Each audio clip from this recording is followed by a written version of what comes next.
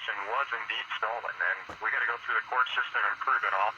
But I document all the elements of the Dominion voting system, as well as people can get copies of the actual lawsuits that have been submitted in all these different states out at letsfixup.org, and it's just there for people to go read it for themselves. Go off and examine it for yourself. If you're a techie and you like to read design manuals for computer systems, go read it.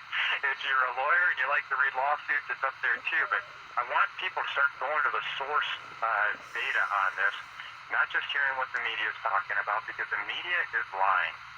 And I can't put it any blunter than that.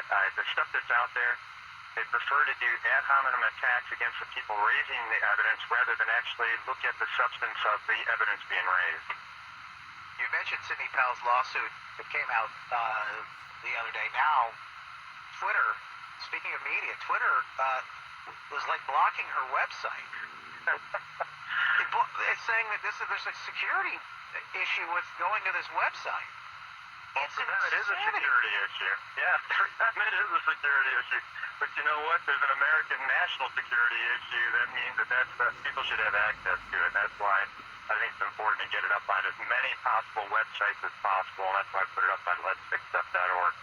Yeah, you're not going to see this on the news, on the nightly news, for whatever reason.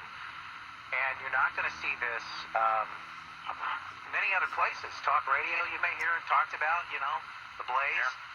But it's few and far between, and very scary. What are they going to do, though, as this avalanche of evidence continues falling down? We just heard testimony in Pennsylvania. Let me play a little bit more. Matter of fact, you just mentioned talk of chain of custody and USB cards, things like that. In Pennsylvania, there are 47 missing USB cards. My name is Gregory Stenstrom. I'm from Delaware County. I'm a father, a family man. I was a former commanding officer and executive officer in the Navy. I'm a veteran of foreign wars. I'm a CEO of my own private company. I'm a data scientist. I'm a forensic computer scientist. I'm an expert in security and fraud. And we were told, I was told the next day by the solicitors, well, actually not the solicitor, but the attorney that we had secured, that they said every election they leave a couple of USBs in the voting machines and they're brought back, and generally the warehouse manager comes over and puts them in. So in talking to U.S. Attorney General McSwain and other law enforcement officers, I found out that was not the case. That generally, more than two is unusual. So they denied they did it, but as of today, 47 USB cards are missing, and they're nowhere to be found. So I was told personally that these 24 to 30 cards that were uploaded weren't there. Those cards, I demanded that they didn't update the vote live time. They only updated it about once every 2 or 3 hours. I demanded they uploaded the vote so I could see what the result was, and it was 50,000 votes.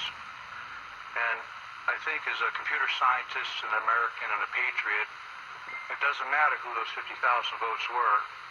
I'll tell you they were for Vice President Biden. But what was shocking to me as an American, as someone who has gone to sea, gone to war, that that could even happen. It's incredible, Patrick Kolbeck. What do you make of that? I mean, 47 missing USB cards? Keep in mind, those USB cards, they were capturing the vote tally. It's part of that chain of custody discussion we were just talking about. Now in Detroit, they talked about in their manual, they say that they're going to use these flash drives to go off and share the vote. They weren't doing that because they were connected to the internet. You had no chain of custody there, but that key term, chain of custody, particular on vote tally, why would they disappear? Ask yourself that question. Why would that all-important data around the vote tally itself be the amazing disappearing act that we're talking about here? It's because they're trying to cover their tracks. And you saw what happened in Antrim County in Michigan, right? If it wasn't for an alert voter that said, there's no way our county flipped from Trump to Biden, and he was so persistent, his name is Bill Bailey, great guy. If it wasn't for his persistence, we never would have understood what was going on with the votes flipping out in Antrim County. And that was just about 22,000 votes total cast there, and 6,000 of them were illegally flipped from Trump to Biden. Imagine what's happening in the rest of the country. Let's put a bow on this. Take a break.